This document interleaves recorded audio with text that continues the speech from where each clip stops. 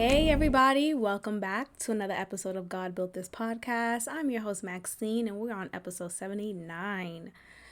Can we just breathe for a moment? It's been a hell of a history in the America, okay? It's been a long week, a long 2 weeks, few days, a long day.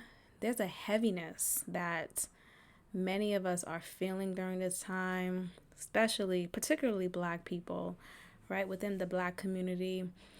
And, there are many allies who are carrying the burden as well of the racist and horrible transgressions against the Black community. I think I have just built a level of numbness to it all, so much so that I don't feel shocked anymore.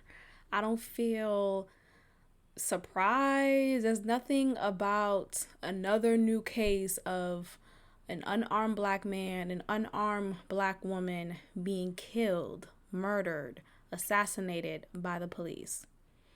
None of this is surprising to me. We've been here. This has been done. There's nothing new under the sun here. And yet, we're still saying the same things. We're still pleading to not be killed. This is not 1918. This is not 1800s. This is not the olden days. This is not slavery days. This is 2020.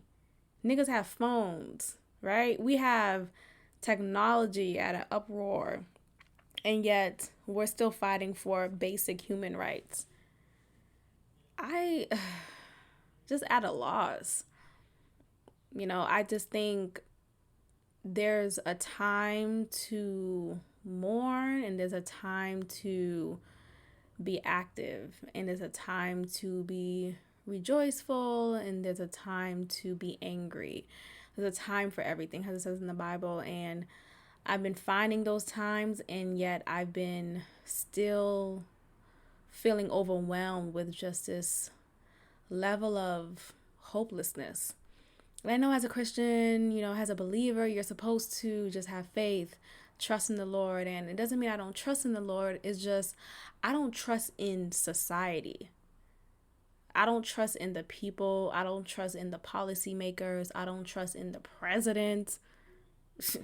Trump who? Like, where do we put our trust in? We put our trust in God, and that's great for our soul, right? It makes us feel good. We sing our worship songs, and it's comforting. Yet we walk outside, and we have to be afraid. We have to wear these masks because we're still in the middle of a pandemic. Hello, Corona is still here. But yet niggas are still being killed by the police. The police still have time to kill us. But there's still a rampant virus out on the loose. It makes no sense. So while we're supposed to still have faith, still walk the good walk, and I'm still for protesting, shit, I'm for rioting. Fuck these corporations. Excuse the background noise. There are firecrackers still it's not even July. Can I just take a moment to rant about this? Because niggas are outside blowing up their hands to get that right firecracker off. It's not even July, nigga. Summer hasn't even begun officially, right? Does summer begin June 14th or something? Niggas have been blowing firecrackers in my neighborhood for the past month. Go to sleep. Okay. So what was I saying? Yeah, there is just this hopelessness that I feel, that many others feel, and it feels pointless. Yes, I'm for the protesting. Yes, I'm for the rioting. Fuck these corporations, like I was saying. And fuck these little, I don't care. Fuck your little boutique. Because you know what? That's the point that we're making. We have to be dramatic to make you understand to stop killing us. Right? And I understand, yes, ideally, why would you want just have a peaceful protest? When we do have peaceful protests, right? When we do walk peacefully, when we do peacefully and respectfully request, just as a little request to not be killed, we're then being crucified for the way that we dress, the way that we spoke, right? You should have just been respectful. You should have just got out the car. You should have just kindly and gently asked, not even asked the officer, why are you pulling me over? You should have just gave the officer whatever he or she wanted. No, we have rights too. We have the right to ask, why are you pulling me over? No, you can't check my trunk. You don't have a warrant for that. You don't have the right to just pull me out of my car because I have an attitude. What the fuck is an attitude? That's the problem with these white people. They don't recognize the differences in our mannerisms. They don't recognize the differences in the inflection in our voices. They just automatically see it as you're being disrespectful. You're being a disrespectful boy, son. You're being disrespectful girl, little girl.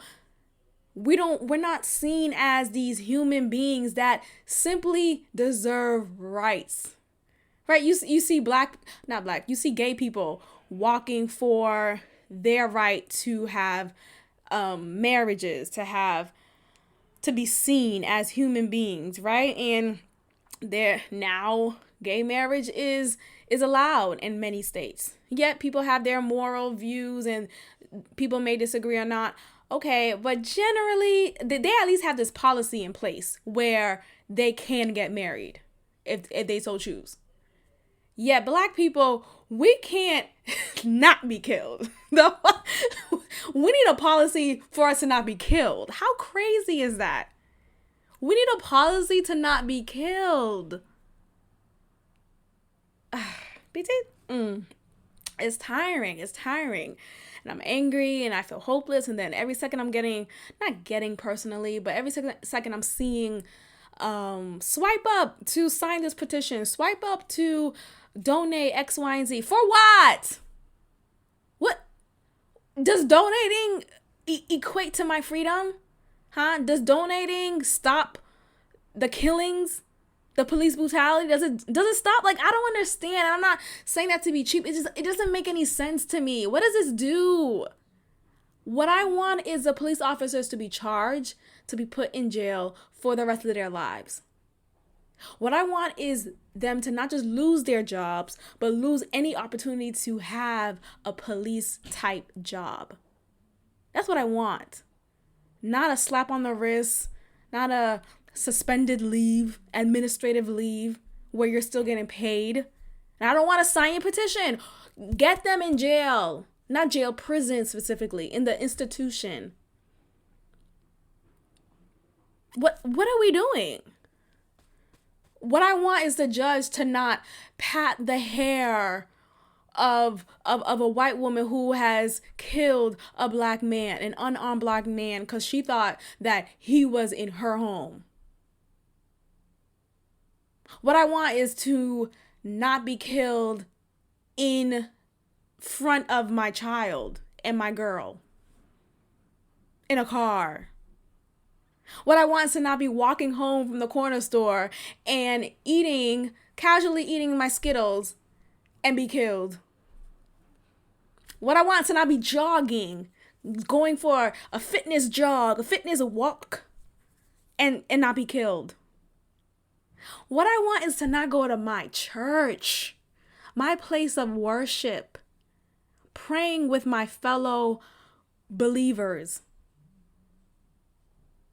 finding comfort in God, crying before the Lord, before the altar, and to say my amen and get killed. That's what I don't want. Can we not have that?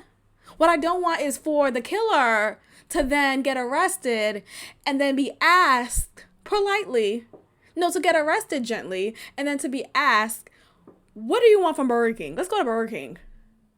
What I don't want is for my killer to then order a 6-piece chicken nugget meal, a Whopper Jr., large fries, and a Coke, after killing 12 black men and women. That's what I don't want. Okay? We are tired, and I'm even tired of even saying this. I'm tired of feeling these emotions. And yes, it's real, and yes, you should feel yourself, like feel your emotions, feel and recognize how you're feeling, and use that as fuel, right? And then what? Sign this petition again. Who's looking at the petition? What happens to the petition when it's signed? You know how many petitions I've signed? I've walked many times, and yes, it's a sign of solidarity, and yes, I appreciate that, and I love seeing the riots, bitch. I love seeing them break down these walls. And I do recognize that many of them who are doing that are what is it called? Outside agitators. So people who are not really for the fight, but who are trying to just cause a ruckus.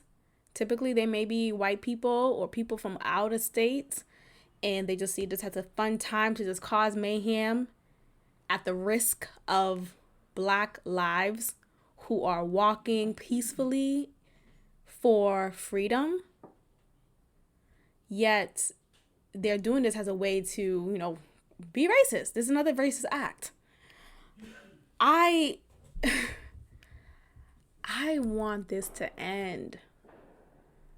I'm tired of hearing several celebrities talking about don't blow down the stores.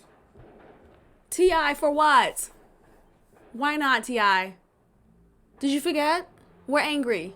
We tried it peacefully, Killer Mike. We tried it. This nigga's over here talking at a press conference with a t-shirt on, talking about kill your masters. Yet you want to shame the rioters? And let's say I'm sure some of the rioters are black people who are fed up. Don't make them feel bad for being fed up. We've tried the peaceful route. We've knocked on the door. We've signed these petitions. We wrote a speech. We delivered that speech. We voted. And what happens? Right? We're blamed yet again. And that's the shit I hate. Oh, Trump got elected because you didn't vote. That's why you should vote this time. Don't make him have another 4 years. Okay, cool. But let's not blame us for the treatment of us in America. No, we're not at fault for being killed. We're not at fault for racist attacks. We're not. It's the system. It's white supremacy. It's the racist. That's who's at fault. This has nothing to do with us. We literally could be walking, sitting, studying. The only problem is we're black while doing that. You're black while studying, black while walking, black while jogging, black while rapping, black while driving. Minding your own business, not even making eye contact. When I tell y'all I walk down the street, I walk in a store, I walk in a restaurant, I don't see white people. Oh, that was a white man? Okay. Like, I don't even see them. They would really have to introduce themselves to me for me to recognize, oh, there goes a white man right there. Like, you know how people, when I look at interracial couples, I be like, you saw him? Like whenever I don't usually see a black woman with a white man in person. I more so see black men with white women. That's we could talk about that too, because nigga, what the fuck? Break up with your woman right now. This is not the time to fall in love with Karen. Not the time. Okay? The fuck? Why are you calling Karen? Call your friend Shaniqua and be with her. But I don't see white men. I really don't. I don't see white men. I walk into a store. I walk into a bar. I don't see them. Okay? There could literally be a white man laying down next to me, throwing up. I don't see you. And It's one thing because I'm just naturally not attracted. I haven't felt an attraction towards a white man for me to really spot them out.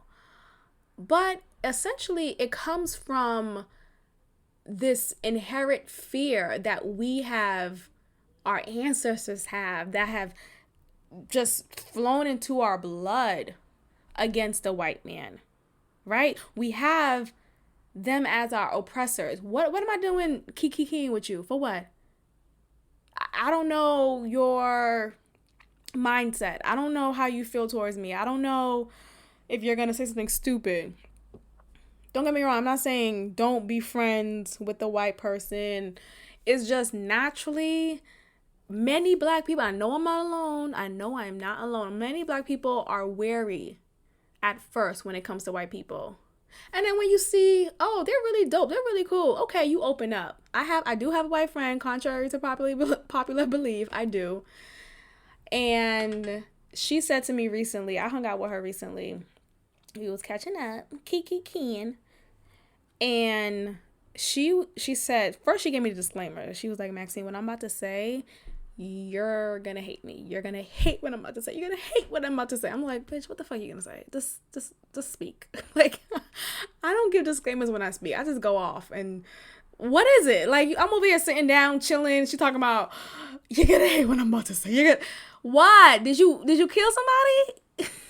And then, okay, like, okay, tell me what happened. Like, what could you possibly say for me to get offended? I don't really get offended like that.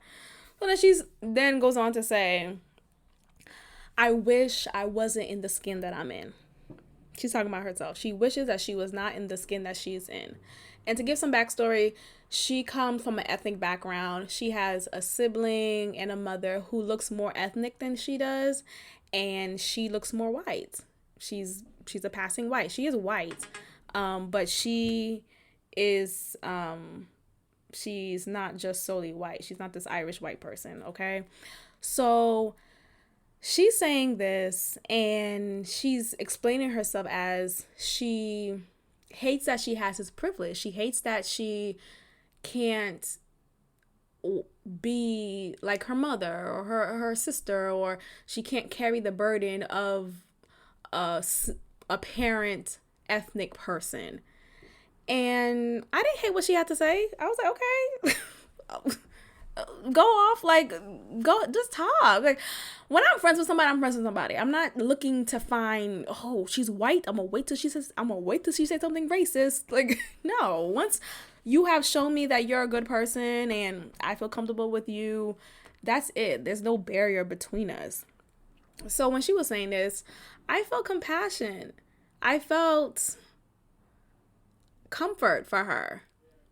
And it wasn't like, oh, there we go, black people now comforting the oppressor. It really wasn't like that. She was really showing how sad and heartbroken she was and she is about what's going on in the world. And she's a true ally and all. But the point is, I don't see white people. I don't see white people. And sometimes I think to myself, like, there are, don't get me wrong, I'm sure there are. I'm sure.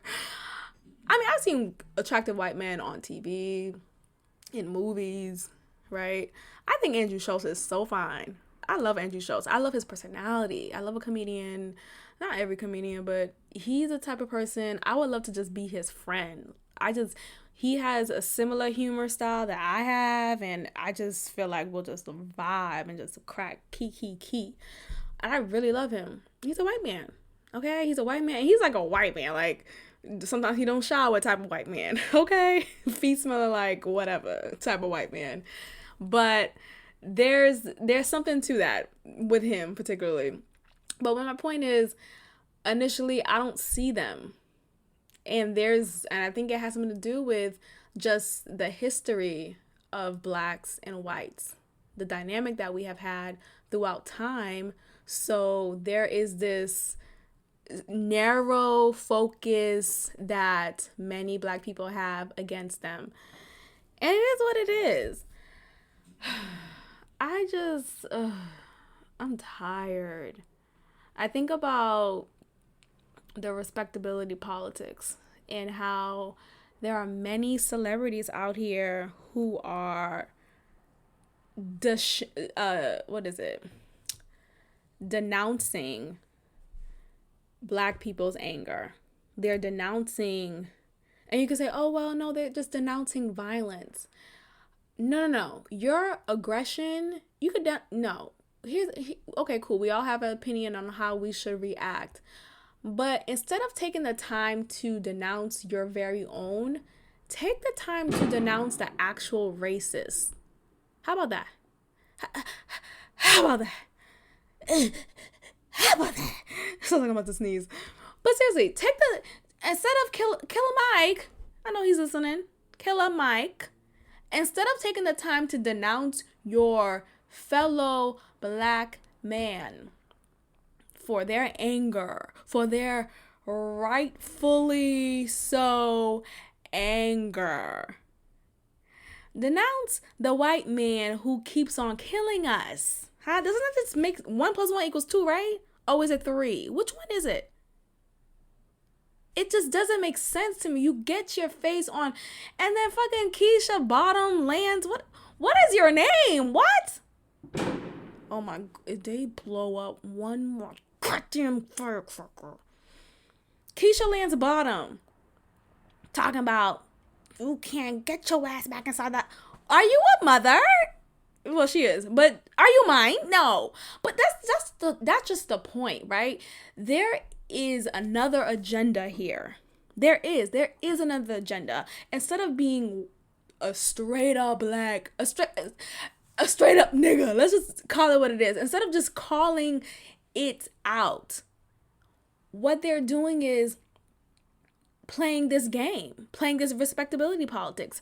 Oh, Black people, let's just be peaceful, right? Let's politely ask to not be killed, huh? Let's politely ask to not be raped, huh? Let's politely ask for justice. Can we just do that politely? You didn't have to yell at the white man. Why'd you have to yell at the white man? Come on, you know better. What? That's what it sounds like. That's what it is. We are having to make sure our clothes are properly fitted. Make sure our hair isn't untamed. Oh my God, you can't go in the office with your hair like that. You got to straighten it.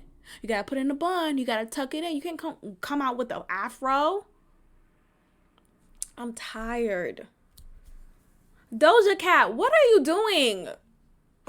I'm just gonna call out these people because I don't understand what has happened. First of all, I always thought she was a weirdo.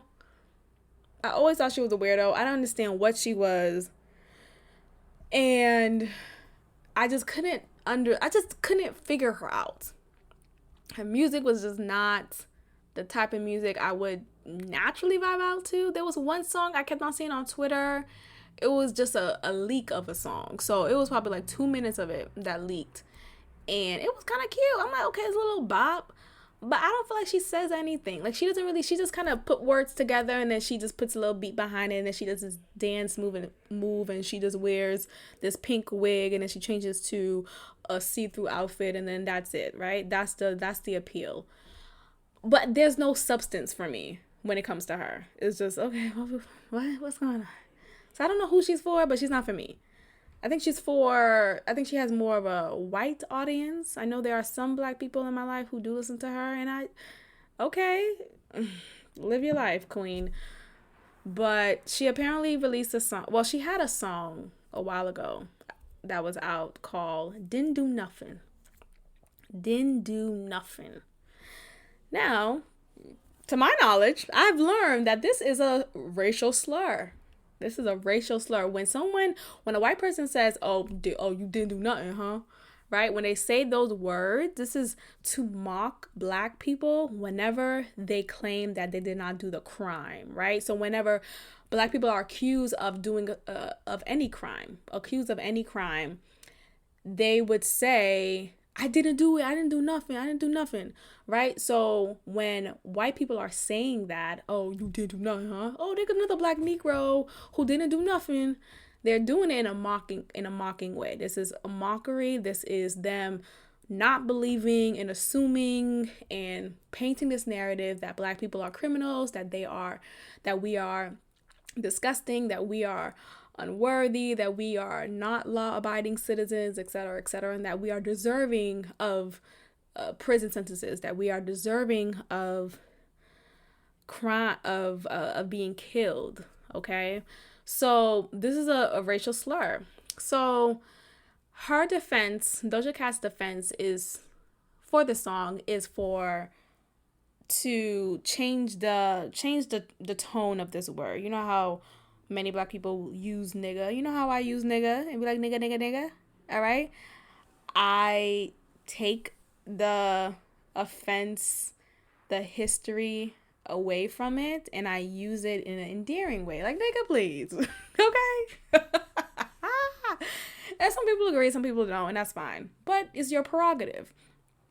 Her defense is she was taking the negative connotation for didn't do nothing and flipping it to give her perspective on it, because apparently she has had an experience with that and she wanted to share her story about it.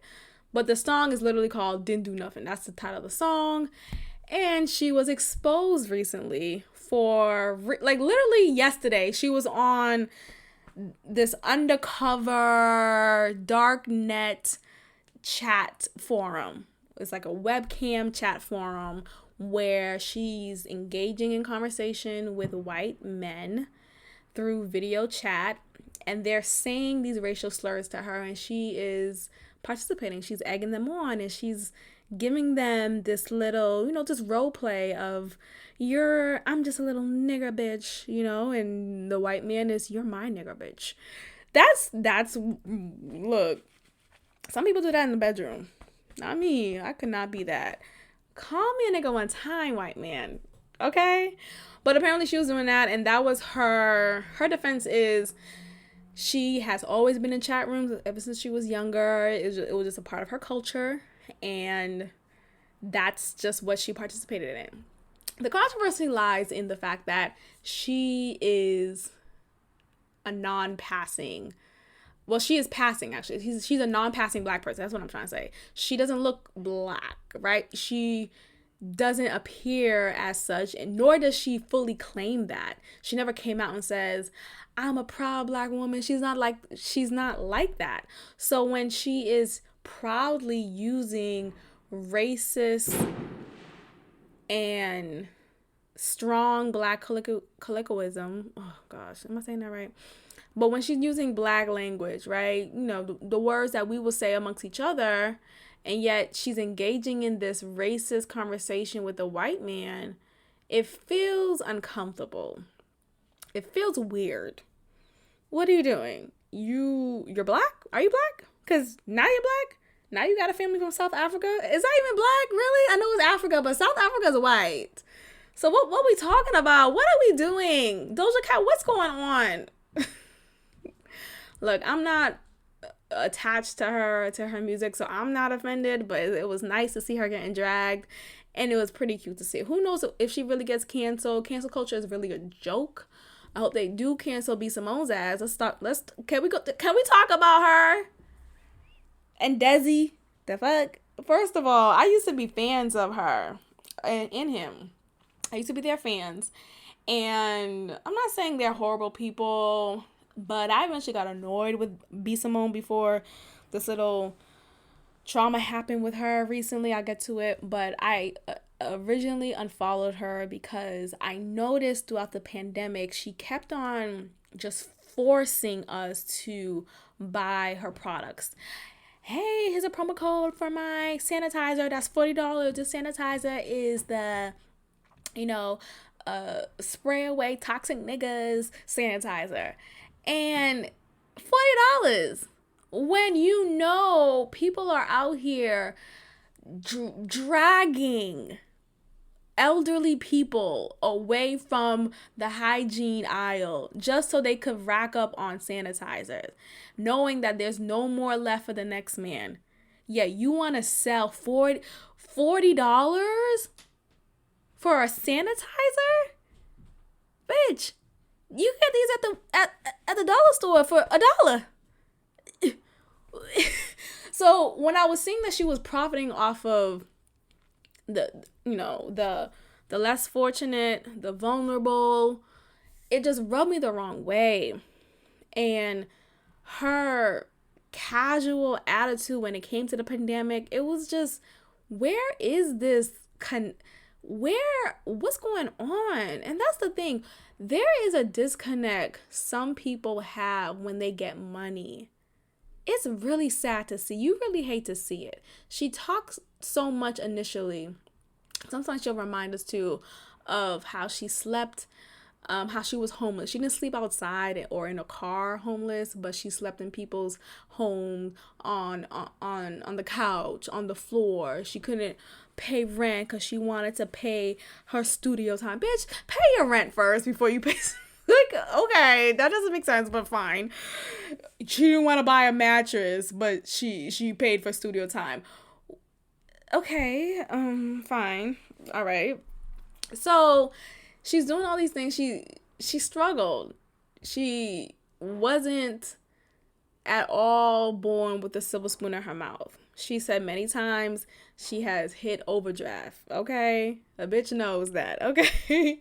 And for her to suddenly now not know what that feels like for the next man and force feeding us with these promo codes, with these commercials, with these products that really ain't shit. Oh, you created your own sanitizer? This, when I spray this sanitizer, these fuck niggas are gonna get away from me? Huh? Boston Bay is gonna finally stop texting me once I spray the sanitizer? Bitch, sit down, B. Simone. Yo. Talking about manifestation. We know. I don't need a book for it. Watch it on YouTube. Like, it's not that serious. And then you have people flocking to it. It's really sad to see weak-minded people. People who are quick to buy, to follow, to purchase a conference ticket, to immediately be a part of this club, to be a part of this bandwagon.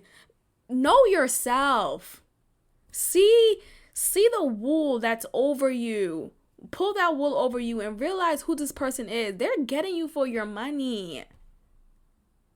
I'm about to give away The Wait, the book that I purchased by Devon Franklin and Megan Good.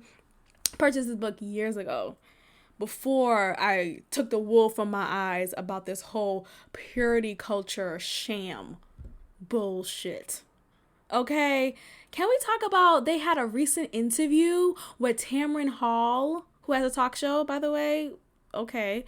Look, I'm in a mood, so let's just talk. Y'all ready to talk? This is a part of the agenda, so please don't think that I'm just going off the top. I am going somewhere with this. I'm flowing. Let me flow. And we're talking about Insecure too, bitch. Damn it, Lawrence. Okay, so The Wait. I bought this book a couple of years ago when I was so infatuated with purity. I want to wait until I get married to have sex.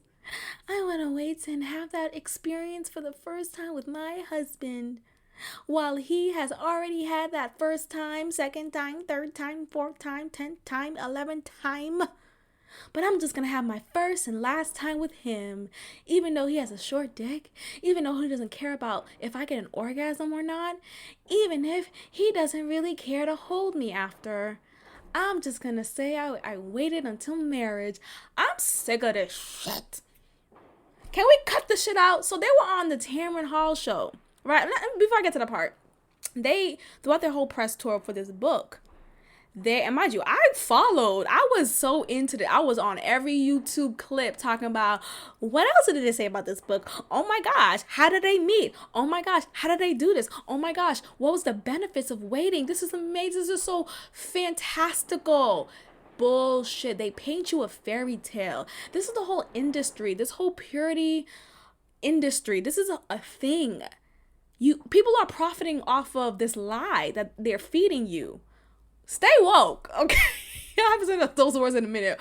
But bitch, wake up, because I need everyone to stop thinking this is a fairy tale. No. Purity is a fairy tale. Stop. Okay? So they're going on this whole press tour talking about how they they haven't had sex and they don't plan on having sex until they get married, and that they are waiting to please God. God is at the center of it all.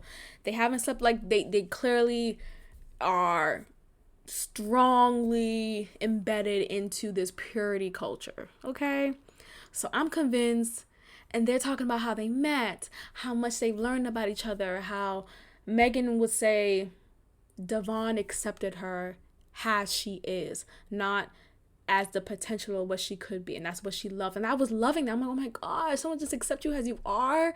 Wow, maybe all I need to do is just wait and be pure, right? Right? No.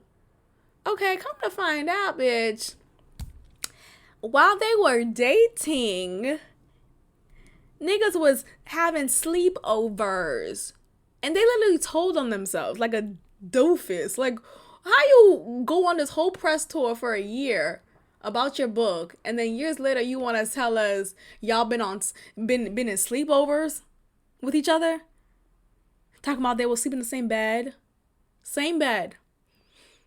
Okay? Sometimes there'll be a pillow between them. Fuck the pillow. Can we cut this shit? When you are attracted to somebody, when you are fine, both of them are very attractive. Okay? You mean to tell me a pillow did the trick to stop y'all from fornicating? Cut that shit. Okay? I'm fornicating looking at y'all. Like, what are we doing? The fuck? I'm fornicating right now. It's like, I'm kidding. I'm not. We'll talk about that. But so they're not. So there's a pillow between them, and they said sometimes there wasn't a pillow between them. Okay, and they're sleeping. They're just sleeping together. Okay, bitch. So you mean to tell me y'all wasn't fucking? Huh? Do you mean to tell me y'all wasn't fucking? Okay. And even if y'all wasn't, which is a lie, because I was there. Okay, I'm the fly on the wall. Okay, but I'm the truth teller. Let's just keep it funky. Stop it. They painted this fairy tale so they could gain an audience, so they could profit off of. That's it. Ain't nobody really waiting. Cut the shit. Okay, but you mean to tell me they were in the same bed? Not one of them was fondling each other. His hand didn't go down her panties, huh? Her mouth didn't go down there. Like, please. Okay, maybe I'm sure they did everything but in penis insert vagina sex, right? But I'm sure they did something else. And I could run down a whole list. There's a lot of other things you could do, because that bitch was doing that at a tender age, okay? Which is not good. I don't recommend that. But stop. This whole purity culture is a lie. It's a lie told from the pits of hell. And how can you say that? You this is what the Bible wants. Let's just no. It's a form of control. It's a form of oppression. That's what it is. I'm not an advocate anymore for just giving yourself to any old body. I do believe in the power in engaging in sexual intercourse with somebody. But I don't believe in this whole purity culture. And I want everyone to stop with this foolishness. Obviously, not everyone is doing this, but the people who have profited off of people who are really idolizing this. It's really an idol. You know, we're not supposed to have any other idol. God is our idol, essentially, right? God is the one we're worshiping. But when we are focusing on a specific thing or a specific person, we're now creating idols. There are so many single women out there who are fixated on getting married. I really want to get married by the age of 27. I really want to get married before I turn 35. I really want to have children. Now they have resonated this idea, this fantasy of marriage, this fantasy of being a wife, of finding a husband, so much so, excuse me, that it becomes their idol. They're worshiping the idea of getting married. They're worshiping the idea of being this fruitful wife. Where does God come in? Oh, we're bringing back God. Hello, God built this. What's up? Where does God come in? You know, many women are in this whole purity charade because they're thinking if they just continue focusing on being pure, boom, their husband just pops up. No, they don't. I'm here to tell you it doesn't happen. Focus on yourself, focus on God. And if God sees it fit for you, then it will be fit for you. But we need to just focus on the right things. We can't focus on things and make them our idol. I know someone who would say, I just want my life to begin. I just want to finally start my life. I just want to get married. I want to finally start my life. She was seeing marriage as a start to her life. She was seeing having children as a start to her life. But you're alive. Your life has started. You have been here 28 years now. Your life has begun. Yet she idolized marriage and motherhood so much so that she felt insufficient without it. And I don't want to say that wanting marriage is a bad thing. It's not. Okay, I'm not against that. That's not what I'm saying. But when you are so fixated on that you don't know yourself, your happiness is now in the control of this thing that may or may not happen for you, right? And then even when you do get married, you think you feel that happiness, you think you feel that void filled up, but you see that you're still not happy. Oh, you see that you're still kind of, depressed. Like, fix that shit. Work on that shit. That's a lot. Anyway, that was a sham. When I found that out, I was really... I just felt like there are so many vulnerable people out there, so many vulnerable women out there, and so many predatory men who would use this purity excuse as a way to hide their own problems. So whether they're an undercover gay, whether they are hiding their medical conditions, right? They could be, what is it? They can't get it up. What's the actual term for that? They have a erection issue, erectile dysfunction. They have all these issues that they can't perform sexually. So, of course, it's easy to not have sex for a year and then perceive it as, or deceive us as, oh, you're just a strong believer in the Lord. No, bitch, he just can't get it up. It's nothing else. He doesn't love the Lord that much. What are we talking about?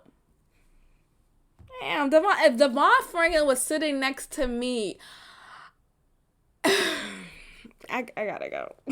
Megan Good, please shut the fuck up.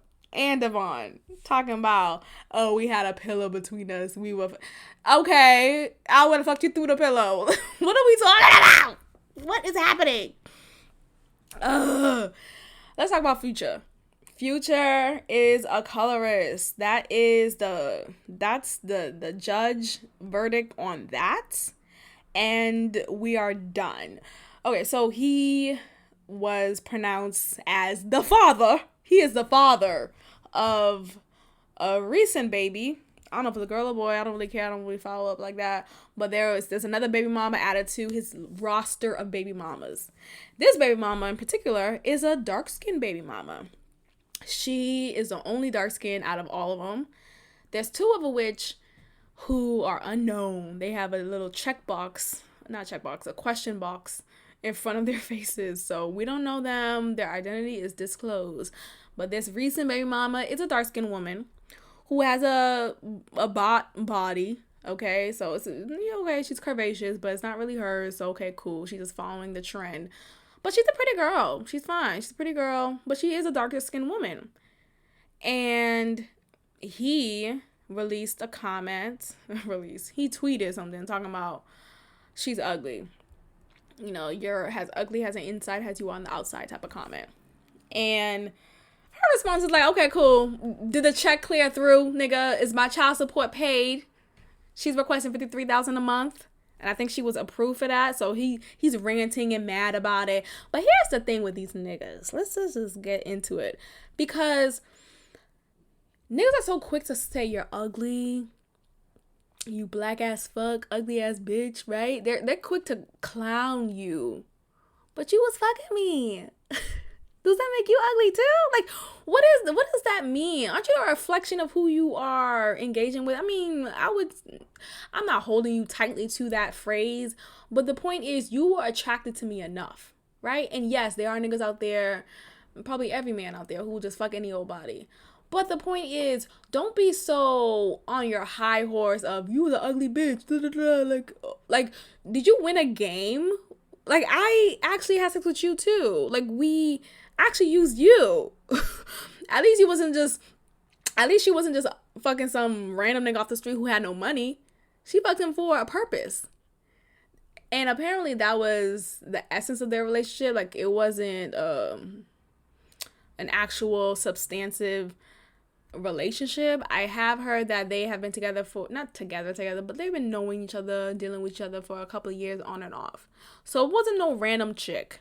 Okay? And the point is, you don't keep someone who you're really unattracted to around for that long. Right? There are moments when you may fuck up, you're drunk, right? You're lonely one night, and it just happens one night. Right? But you eventually fall in love with that person if you're still with that person throughout, and they may not be pleasing to the eye, but you really like their spirit. Right? They're so attracted to you. Either way, I don't think she's an ugly person. And it's just funny how he just pointed that out for her because she won this deal and now she's this ugly woman. And it just opens the conversation of being a colorist. What is a colorist? What does that mean? What does that look like? And it's when people are denouncing the beauty, denouncing the right of a darker skinned black person.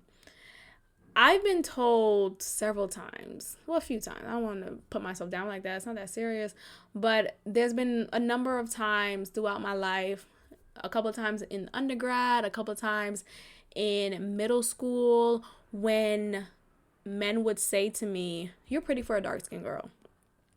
I met one guy I was fucking with. Remember I told y'all a bitch was queen side hoe, okay? Like, I would sign up the side hoe application fee, pay the application fee, and wait to get approved to be another side hoe for somebody else. Like, that's how much of a side hoe I was in undergrad. I digress. But the point was, I was a side hoe for some nigga who was fine as fuck. Where is let me stop. Let me not say his name. But he was fine. He was a light skin fine. And yes, maybe that's me being colorist. I don't usually go for light skins. I usually don't go for light skins. Shit, but he was kind of fine. Anyway, he was he and I was flirting. He had a girlfriend, Hispanic little bitch. And I say that particularly because he will only go for Hispanic girls. I've seen his girlfriend before that girlfriend, and it was just interesting that they all have something in common. And yet he was attracted to me. Yet he would flirt with me, and me and him would converse. Like, we got along. He was pretty cool. We had the same humor, and we kissed a couple times. Like, I wasn't a hoe like that, though. I wasn't having sex. I was just, like, kissing, making out, and really... like, these men would kind of fall in love with me. I wasn't really into them like that. I just like the attention. And that's as far as it was for a side hoe. That, like, I would, you know how in a side hoe application, y'all know that, right? Anyway, there's an application, right? There isn't, obviously, I'm joking. But you know how you check something off? We'll do, you're doing a job application. We'll do Monday through Friday. We'll do evening and mornings, right? We'll do makeout. We'll do fondle, fill up, and definitely not, definitely not going out in public hand in hand. We keep it cute and casual and short when we're in public. That's it. Okay? That's what I would check off in my side hoe application. So he said that to me. He was actually saying, I don't usually go for dark skinned girls, but you're pretty. He's like, you're really pretty. I'm so attracted to you. Niggas will always be like, they will always describe, yo, this is this energy about you. Like, as if and I think to myself, like, damn, did I put a voodoo on that? Like, what did, I know I grew up Christian, but my blood is Haitian, and, voodoo's in our history, and there's no shame in that, and I accept that, and I embrace that. I know many Haitians don't, and many Christian Haitians don't, and that's a whole different self-hating issue that I have a problem with. But I embrace our history, I embrace our culture, I embrace our ethnic and indigenous practices, and I think it's beautiful. So, but I wasn't practicing that then. Like, I didn't know anything about that, really. I didn't know the ins and outs, so I was not putting any hex on anybody. Look, niggas were just falling for me, hello. But I did have an aura about myself, apparently, for these men. And they will always say stuff like that. They will, like, literally every one of them will say, you just have this energy. I just love your spirit. Like, you have an amazing energy. And it's, of course, it's complimentary. I love it. But it's just interesting. Like, okay, nigga, are you in a trance? We're just going out. Like, it's not that deep. Nigga would be just, I love Max. Just so in love. All right, thanks. But yeah, he said that comment. I don't usually go for dark-skinned girls. But you're pretty. You're just so beautiful. You're gorgeous. Oh my gosh. Just loving me. And I'm just like, okay. But I peeped that, and this is something that is said. Many dark-skinned women could attest to that. So when you have women like Jada Pinkett Smith, okay, who recently said she has dealt with colorism, as a light-skinned woman, here's the thing. I don't want to hear shit about colorism from light-skinned black women. Specifically, like, not even light-skinned black men. Specifically light-skinned white black women. I'm tired of them taking on the trauma of colorism. What is colorism for y'all? Oh, you felt like you wasn't black enough? Okay, well, I didn't at all look like a standard of beauty. How about that? I didn't at all pass for this beautiful person. I didn't fall this passing line. Okay, sorry you have this mulatto trauma. Bitch, sit down. You at least could be accepted by society. You at least could not feel has a target. You at least could not feel has a threat, right? People will trust you easily. People would feel comfortable with you. But as a dark-skinned woman, as a dark-skinned black man, that's not our narrative. So please miss me, Jada Pinkett Smith, for your colorist experiences and your trauma. Sit down. You was always this beautiful woman. Okay, loved you ever since A Different World. Sit down with your colorist experiences. I don't care. Like, cut the shit. And then her daughter and her, literally a whole panel of light-skinned black women talking about colorism. What is it y'all are saying? What is y'all trauma? Okay, so you wasn't called a nigga bitch? Okay. Like, there's so many dark-skinned black women, dark-skinned black men who have been called and who have been oppressed, who have been shunned, who have been isolated simply because of the hue of the shade of their skin. And yet you want to tell me this passing light-skinned woman of you, okay, is feeling inadequate. Ain't nobody got time for that. Relax. You're black. Okay. I don't know if I'm black. I don't care. Like, I don't have time. I don't have time for that. Shit. Okay. Joe Biden is telling us that we are not black enough. Okay? If we vote for Trump. You ain't black if you vote for Trump, says Joe Biden. What is black? Joe, what the fuck are you talking about? Well, we not black enough when we supported your ass still, even though you passed this crime bill? Huh? Well, we not black enough when you denied the allegations, the clear allegations that Anita Hill made? Huh? Well, we not black enough for that? Okay, so we weren't black enough when we supported you the 8 years that you was with Obama. Nigga, what the fuck are you talking about? You not black. The problem is there is this loyalty that black community has towards the Democratic Party. And it's seen as a betrayal somewhat when there are black Republicans, when there are black conservatives. Oh my gosh, you hate yourself? When, look, I'm not saying vote for Trump. I'm not saying vote for Joe. I'm not saying any of that. And I understand with the light of everything that's going on, there is this pressing need to get Trump out of the office. Let me just say this. Trump is I am not voting for him. Okay, don't get me wrong. I'm not voting for him. Yes, he doesn't make any things better. Yes, he tweeted a recent tweet talking about if they're looting, we're shooting. Horrible, disgusting, disgusting, disgusting. Yet, I still think he's going to get renewed. I still think he still will have another 4 years. We've been here. Niggas been marching, protesting, rioting before Trump. Trump being in office suddenly didn't intake the racist acts against black people. Trump being in office didn't suddenly increase the intake of police brutality against unarmed black men and women.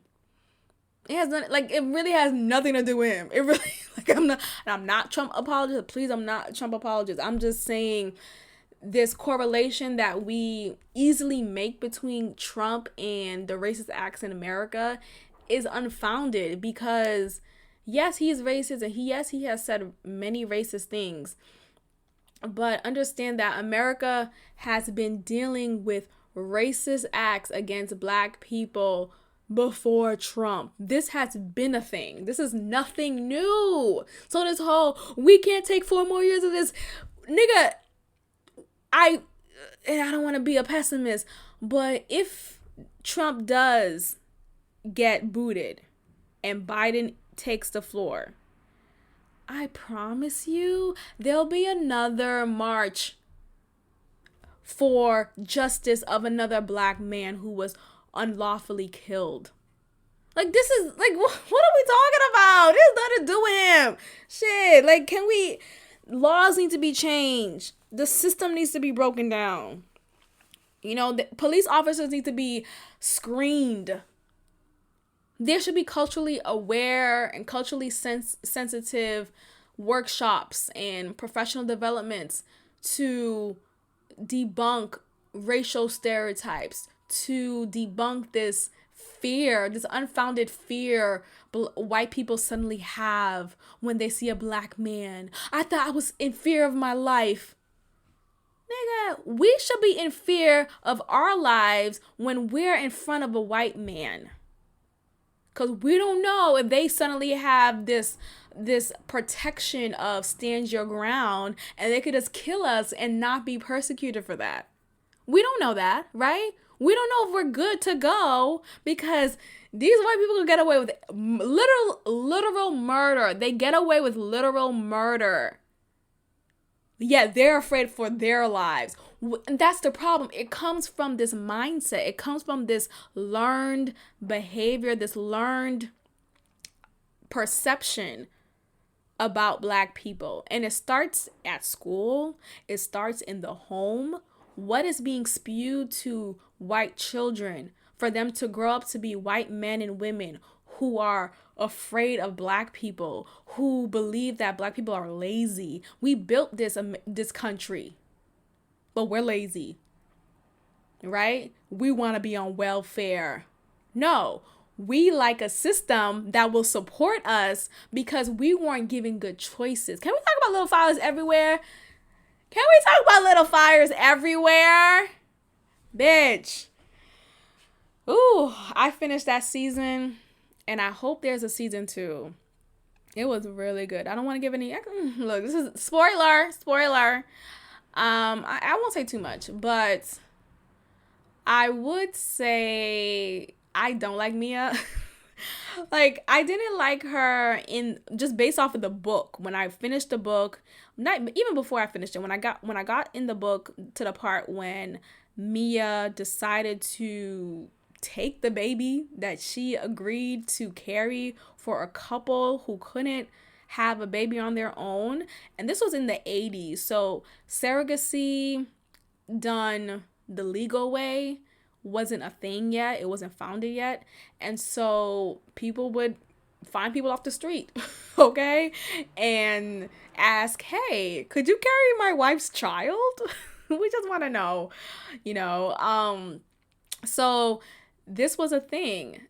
And she agreed upon this, but she did so because she was at her wit's end. She didn't have the finances to pay for her schooling. She was in this prestigious photography or art school for her degree in photography, and she loved being in that school. She loved learning in that school, and she didn't want that opportunity to be taken away from her suddenly when Reaganomics came in and took away the funding for scholarships.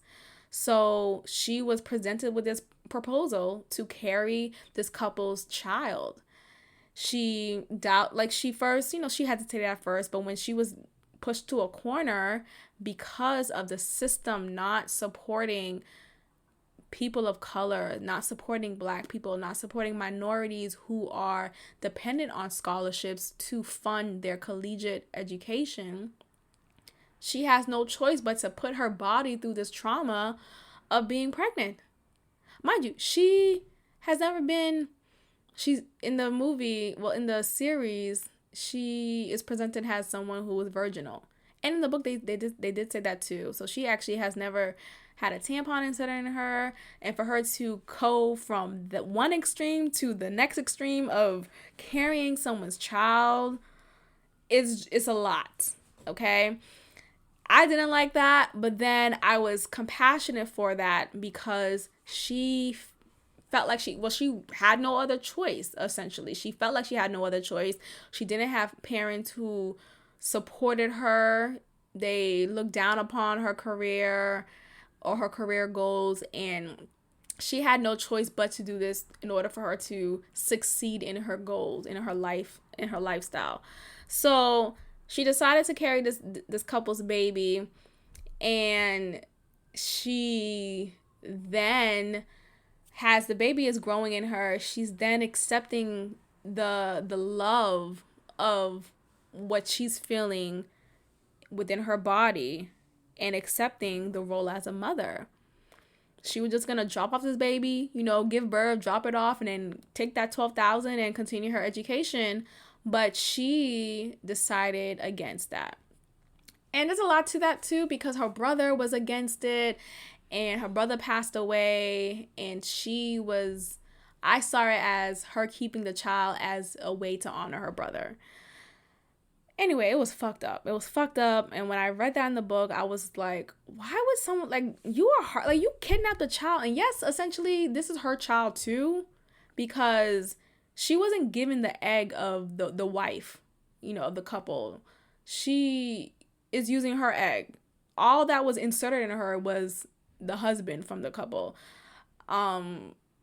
Yet she was going to give the child up to the couple. But it's half her child. And for her to just take the child and, live on the run and grow, I just hated her. I hated her. I hated the attitude that she presented throughout the season. Kerry Washington's mouth. I never was so annoyed with her mouth. And I always knew she had the type of mouth like that because of Scandal. But in Scandal, she was more polished and she had lip gloss. Like, she looked right. This movie, she has to portray a down and out single mother. And bitch, I just wanted chapstick just one time to just slide through her lips. Anyway, I got to this point because Black people aren't given choices.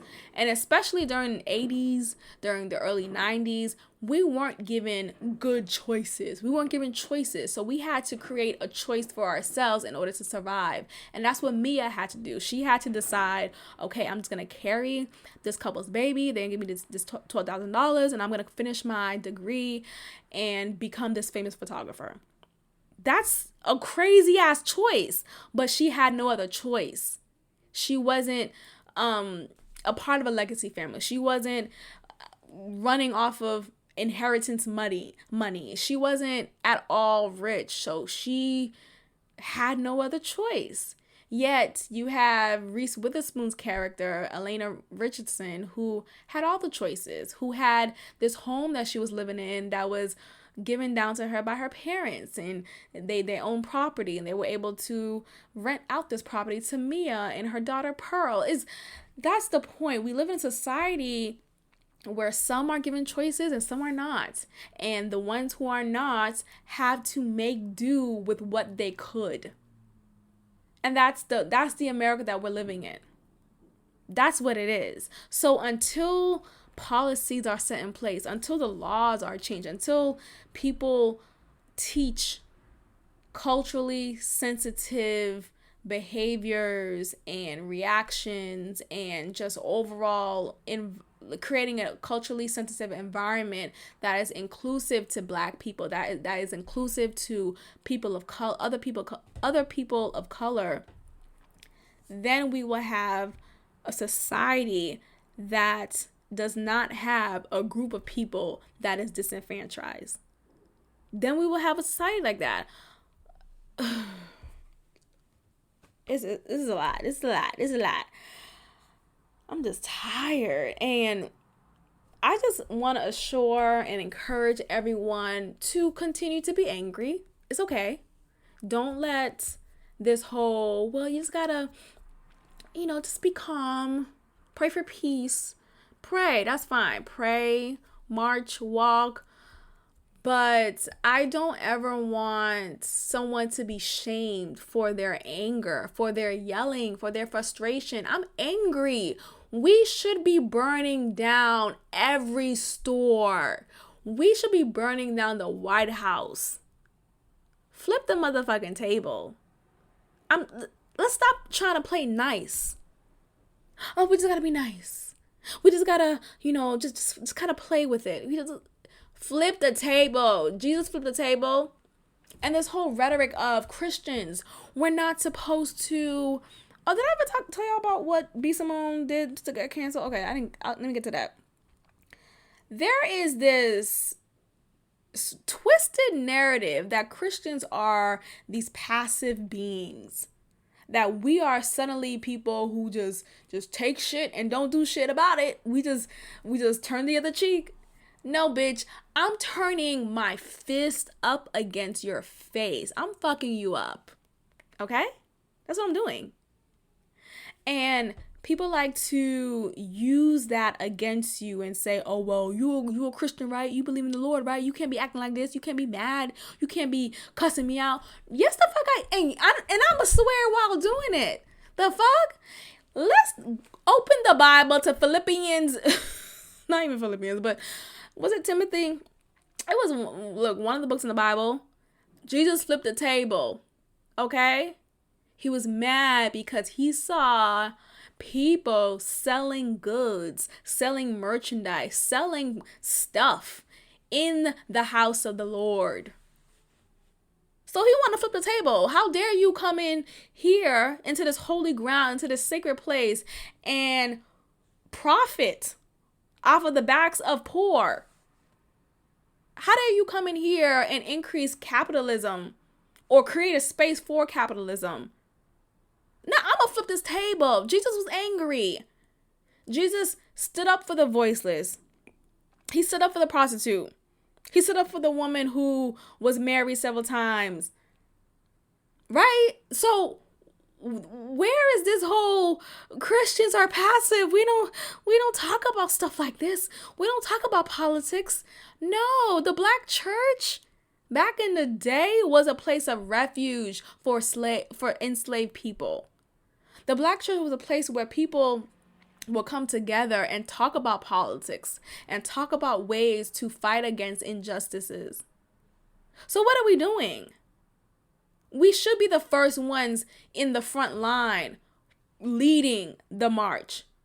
Yet B. Simone, here I am, B. Simone talking about, I'm a Christian, I do to honor God, I'm not gonna, what was a dumbass tweet that she said? Oh my God, like, bitch.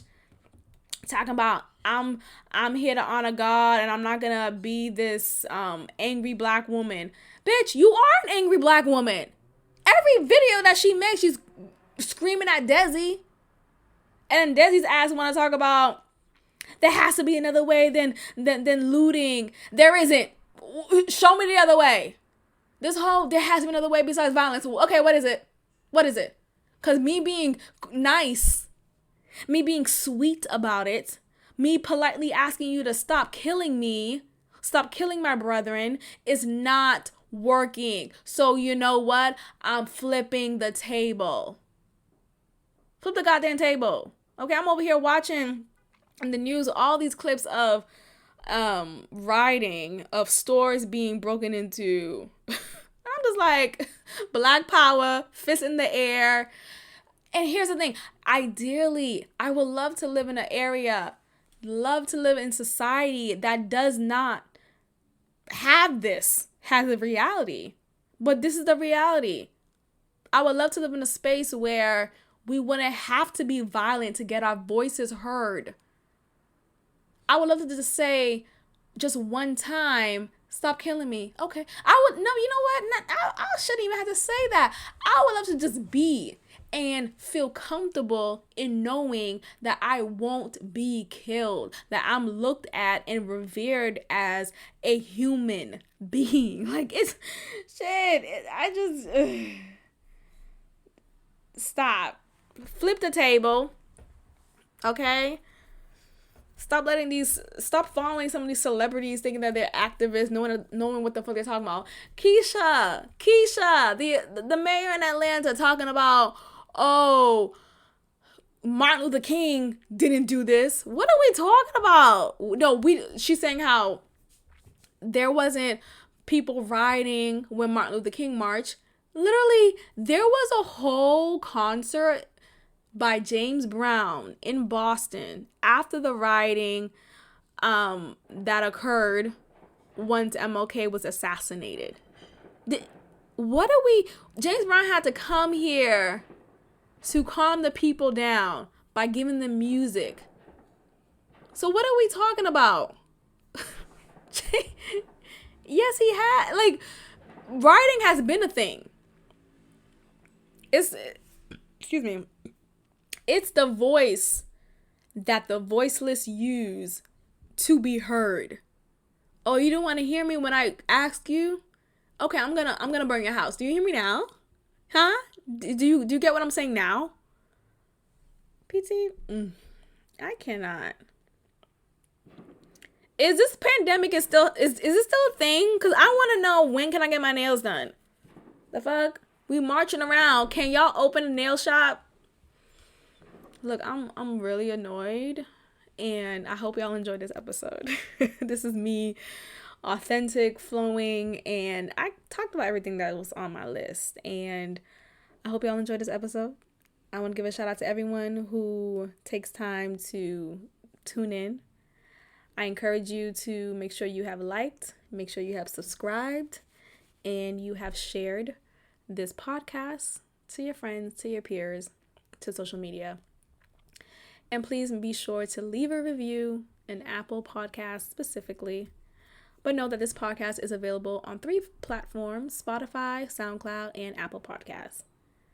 All right, you guys, I'm going to end it here. I thank you all for listening, and I will check in with you all next time. Peace.